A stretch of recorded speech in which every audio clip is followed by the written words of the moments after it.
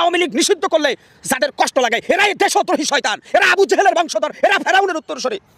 আজকে আপনারা বলেন তো, শেখ হাসিনা 15 বছর যে আওয়ামী লীগ প্রতিষ্ঠিত করেছে, এখন বলে যে ফজলে নূর তাপস, সাবের হোসেন চৌধুরী, স্পিকার শিরিন শারমিনরা নাকি ভালো আওয়ামী লীগ, এদের হাত ধরে নাকি আওয়ামী লীগ ঘুরে দাঁড়াবে। এরা তো রাতের ভোটের অংশীদার। এই শিরিন শারমিন স্পিকার, আবার সাবের হোসেন চৌধুরী, ফজলে নূর তাপস, এরা তো ডামি নির্বাচনের অংশীদার, এরা তো ভুয়া নির্বাচনের অংশীদার, এরা তো কলঙ্কময় রাজনীতির একটি অংশ। কেমনে তাদেরকে ভালো আওয়ামী লীগ বলতেছেন? এটা হচ্ছে আপনাদের তালবাহানা। মনে রাখবেন প্রিয় দেশবাসী, আর একটা যুদ্ধের জন্য প্রস্তুত হয়ে যান।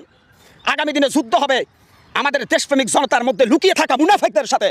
ভারতের নরেন্দ্র মোদী আর ইসরায়েলের প্রেসিডেন্ট নেতানিয়াহুর মধ্যে কোনো ব্যবধান আছে? সেই হাসিনা সেই আরেকটা নেতানিয়াহুর কাছে আশ্রয় নিয়েছে।